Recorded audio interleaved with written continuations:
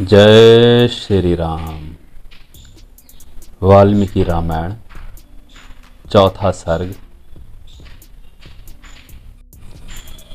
महर्षि वाल्मीकि जी का 24,000 श्लोकों से युक्त रामायण महाकाव्य का निर्माण करके उसे लव कुश को पढ़ाना, मुनि मंडली में रामायण गान करके लव और कुश का प्रशंसित होना तथा अयोध्या में श्री राम द्वारा सम्मानित हो उन दोनों का राम दरबार में रामायण गान सुनाना। श्री रामचंद्र जी ने जब वन से लौटकर राज्य का शासन अपने हाथों में ले लिया, उसके बाद भगवान वाल्मीकि मुनि ने उनके संपूर्ण चरित्र के आधार पर विचित्र पद और अर्थ से युक्त रामायण महाकाव्य का निर्माण किया। इसमें महर्षि ने 24,000 श्लोक, 500 सर्ग तथा उत्तर सहित 7 कांडों का प्रतिपादन किया है। भविष्य तथा उत्तर कांड सहित समस्त रामायण पूर्ण कर लेने के पश्चात सामर्थ्यशाली महाज्ञानी महर्षि ने सोचा कि कौन ऐसा शक्तिशाली पुरुष होगा जो इस महाकाव्य को पढ़कर जन समुदाय में सुना सके। शुद्ध अंतःकरण वाले उन महर्षि के इस प्रकार विचार करते ही मुनि श्रेष्ठ में रहने वाले राजकुमार कुश और लव ने आकर उनके चरणों में प्रणाम किया। राजकुमार कुश और लव दोनों भाई धर्म के ज्ञाता और यशस्वी थे। उनका स्वर बड़ा ही मधुर था और वे मुनि के आश्रम पर ही रहते थे। उनकी धारणा शक्ति अद्भुत थी और वे दोनों ही वेदों में पारंगत हो चुके थे। भगवान वाल्मीकि ने उनकी ओर देखा और उन्हें सुयोग्य समझकर उत्तम व्रत का पालन करने वाले उन महर्षि ने वेदार्थ का विस्तार के साथ ज्ञान कराने के लिए उन्हें सीता के चरित्र से युक्त संपूर्ण रामायण नामक महाकाव्य का, जिसका दूसरा नाम पौलस्तवध अथवा दशानन वध था, इसका उन्होंने अध्ययन कराया। वह महाकाव्य पढ़ने और गाने में बहुत ही मधुर है तथा दोनों भाई लव और कुश उस महाकाव्य को पढ़कर उसका गान करने लगे। वे दोनों भाई गंधर्व विद्या अथवा संगीत शास्त्र के तत्वज्ञ हो गए थे। मधुर स्वर से संपन्न तथा गंधर्वों के समान मनोहर रूप वाले थे। सुंदर रूप और शुभ लक्षण उनकी सहज संपत्ति थे। वे दोनों भाई बड़े मधुर स्वर से वार्तालाप करते थे। जैसे बिंब से प्रतिबिंब प्रकट होते हैं, उसी प्रकार श्री राम के शरीर से उत्पन्न हुए वे दोनों राजकुमार दूसरे युगल श्री राम ही प्रतीत होते थे। वे दोनों राजपुत्र सब लोगों की प्रशंसा के पात्र थे। उन्होंने उस धर्मानुकूल उत्तम उपाख्यान में संपूर्ण काव्य को जीवाग्रस्त अर्थात कंठस्थ कर लिया था और जब कभी ऋषियों, ब्राह्मणों तथा साधुओं का समागम होता था, उस समय उनके बीच में बैठकर वे दोनों तत्वज्ञ बालक एकाग्रचित हो रामायण का गान किया करते थे। एक दिन की बात है, बहुत से शुद्ध अंतःकरण वाले महर्षियों की मंडली एकत्र हुई थी। उसमें महान सौभाग्यशाली तथा समस्त शुभ लक्षणों से सुशोभित महामनस्वी कुश और लव भी उपस्थित थे। उन्होंने वीर सभा में उन महात्माओं के समीप बैठकर उस रामायण काव्य का गान किया।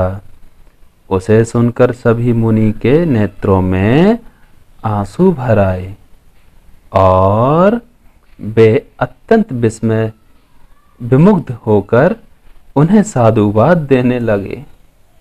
मुनि धर्मवश तो होते ही हैं, वह धार्मिक उपाख्यान सुनकर उन सबके मन में बड़ी प्रसन्नता हुई। यद्यपि इस महाकाव्य में वर्णित घटना बहुत दिनों पहले हो चुकी है, तो भी इन दोनों बालकों ने इस सभा में प्रवेश करके एक साथ ऐसा सुंदर भाव से स्वर संपन्न राग युक्त मधुर राग गाया कि वे पहले की घटनाएं भी प्रत्यक्ष सी दिखाई देने लगी हैं, मानो अभी अभी आंखों के सामने घटित हो रही हों। इस प्रकार उत्तम तपस्या से युक्त महर्षिगण उन दोनों राजकुमारों की प्रशंसा करते और वे उनसे प्रशंसित होकर अत्यंत मधुर राग से रामायण का गान करते थे। उनके गान से संतुष्ट हुए किसी मुनि ने उठकर उन्हें पुरस्कार के रूप में एक कलश प्रदान किया, जिसकी दूसरे महायशस्वी महर्षि ने संपन्न होकर उन दोनों को वल्कल वस्त्र दिया। उनके गान से संतुष्ट हुए किसी मुनि ने उठकर उन्हें पुरस्कार रूप में एक कलश प्रदान किया तथा किसी दूसरे महर्षि ने प्रसन्न होकर उन दोनों को वल्कल वस्त्र दिया। तो किसी ने काला मृगचर्म भेंट किया, तो किसी ने यज्ञोपवीत, एक ने कमंडलू दिया, तो दूसरे महामुनि ने मूंज की मेखला भेंट की, तीसरे ने आसन और चौथे ने कोपिन प्रदान किया। किसी अन्य मुनि ने हर्ष में भरकर उन दोनों बालकों के लिए कुठार अर्पित किया, किसी ने गेरुआ वस्त्र दिया, तो किसी मुनि ने चीर भेंट किया। किसी दूसरे ने आनंद मग्न होकर जटा बांधने के लिए रस्सी दी, तो किसी ने समिधा बांधकर लाने के लिए डोरी प्रदान की। एक ऋषि ने यज्ञ पात्र दिया, तो दूसरे ने काष्ठभार अर्पित किया। किसी ने गूलर की लकड़ी का बना हुआ पीड़ा अर्पित किया। कुछ लोग उस समय आशीर्वाद देने लगे, बच्चों तुम दोनों का कल्याण हो। दूसरे महर्षि प्रसन्नता पूर्वक बोल उठे, तुम्हारी आयु बढ़े। इस प्रकार सभी सत्यवादी मुनियों ने उन दोनों को नाना प्रकार के वर दिए। महर्षि वाल्मीकि द्वारा वर्णित यह आश्चर्यमय काव्य पर्वती कवियों के लिए श्रेष्ठ आधारशिला है। श्री रामचंद्र जी के संपूर्ण चरित्रों का क्रमशः वर्णन करते हुए इसकी समाप्ति हो गई है। संपूर्ण गीतों के विशेषज्ञ राजकुमारों, यह काव्य आयु एवं पुष्टि प्रदान करने वाला तथा सबके कान और मन को मोहने वाला मधुर संगीत है। तुम दोनों ने बड़े सुंदर ढंग से इसका गान किया है। एक समय की बात है, अयोध्या की गलियों में रामायण को लव और कुश दोनों लोग गा रहे थे। इसी समय उनके ऊपर भरत के बड़े भाई श्री राम की दृष्टि पड़ी। उन्होंने उन समादर योग्य बंधुओं को अपने घर बुलाकर उनका यथोचित सम्मान किया। तदंतर शत्रुओं का संहार करने वाले श्री राम स्वर्ण में दिव्य सिंहासन पर विराजमान हुए। उनके मंत्री और भाई भी उनके पास ही बैठे थे। उन सब के साथ सुंदर रूप वाले उन दोनों विशालशील भाइयों की ओर देखकर श्री राम जी ने भरत, लक्ष्मण और शत्रुघ्न से कहा, ये देवता के समान तेजस्वी दोनों कुमार विचित्र अर्थ और पदों से युक्त मधुर काव्य बड़े सुंदर ढंग से गाकर सुनाते हैं। तुम सब लोग इसे सुनो। यूं कहकर उन्होंने उन दोनों भाइयों को गाने की आज्ञा दी। आज्ञा पाकर वे दोनों भाई वीणा के लय के साथ अपने मन के अनुकूल तार उच्च एवं मधुर स्वर में राग आलापते हुए रामायण काव्य का गान करने लगे। उनका उच्चारण इतना स्पष्ट था कि सुनते ही अर्थ का बोध होता था। उनका गान सुनकर श्रोताओं के समस्त अंगों में हर्षजनित रोमांच हो आया तथा उन सब के मन और आत्मा में आनंद की तरंगें उठने लगीं। उस सभा में होने वाला वह गान सबकी श्रवणेंद्रियों को अत्यंत सुखद प्रतीत होता था। उस समय श्री राम ने अपने भाइयों का ध्यान आकृष्ट करते हुए कहा, ये दोनों कुमार मुनि होकर भी राजोचित लक्षणों से संपन्न हैं।